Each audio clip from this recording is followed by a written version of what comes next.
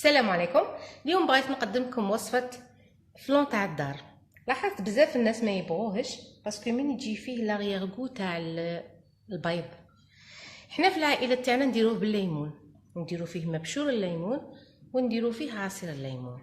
المكونات: ربع حبات بيض، ان ساشي دو فاني، نص لتر حليب غاليه يعني حاميه، 100 غرام تاع سكر للكراميل، 100 غرام تاع سكر باش نضيفوه في الحليب.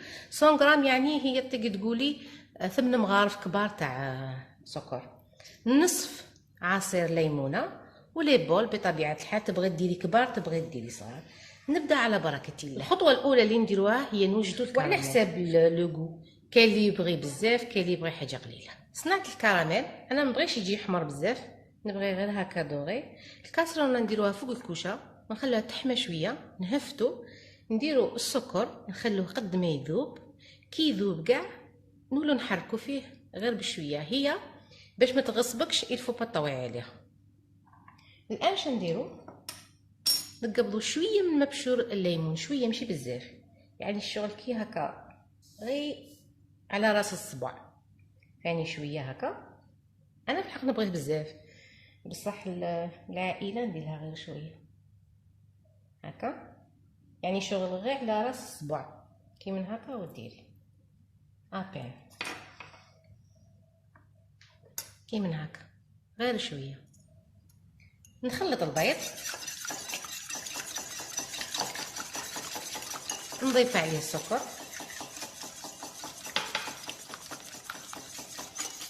نضيف عليه نصف حبه تاع عصير الليمون ونخلط مليح.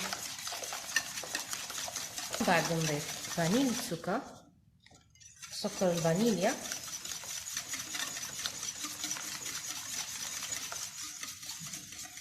ومن بعد نضيف الحليب حامي غير بشويه باش البيض ما يخسرليش ما يتقطعش. جبت ليمون درتهم في صحن كيما هكا، دوك نصفهم بالماء حيث الماء يوصل هنايا، نغطيهم بورق الشفاف، نحمي الفرن، ندير الصحن تاعي داخل، ومن بعد نغطيه بورق الالومنيوم، ومن بعد كي نحسه طاب نقلع الورق الالومنيوم، نشوف بخدمي، نجرب بالخدمي، الا خرج الخدمي ناشف سي بون طاب. شنو ندير؟ نقلع الورق الالومنيوم ونخليه شويه ابان يتحمر من الفوق. تقدري ثاني نفس الوصفه ديريها فوق الكوشه، يعني ما ديريش الداخل في الفرن. ثاني تقبضي طاجين يكون عنده الغلاق تاعو، تنصفي الماء، ديري الماء ثاني نفس الشيء بنفس الوصفه، يعني ما تغيري فيها والو، تخلي قد ما الماء يولي يغلي وتزيدي ثاني تغطي هذا بورق شفاف. كي يولي الماء يغلي هفتي عليه، خليه شويه ان بون مومون باش يطيب، باسكو اللي نديروه فوق الكوشه ماشي كيما اللي نديروه الداخل في الفرن، يحتاج شويه باللي طاب صاي تجبديه وخليه يبرد، يعني طفي عليه وخليه يبرد. الان نفرغوه الفلون في لي بول.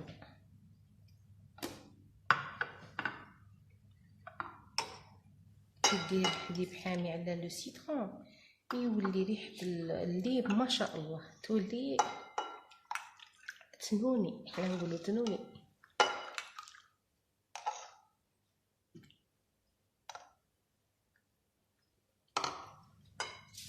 دوك نغطيه بورق الالومنيوم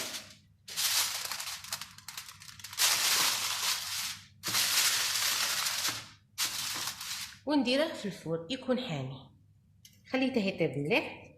ومن بعد جربت الخدمي خرج ناشف، قلت ساي سي بون، خليته يبرد في الكوشه، طفيت عليه الكوشه خليته يبرد، ومن بعد خرجته ودرته في الفريجيدير قريب واحد 2 ساعات.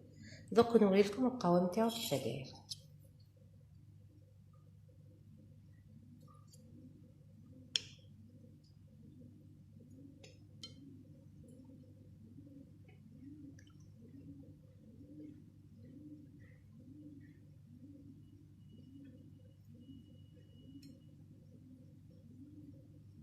ان شاء الله تعجبكم هذه الوصفه، وفي وصفه اخرى ان شاء الله.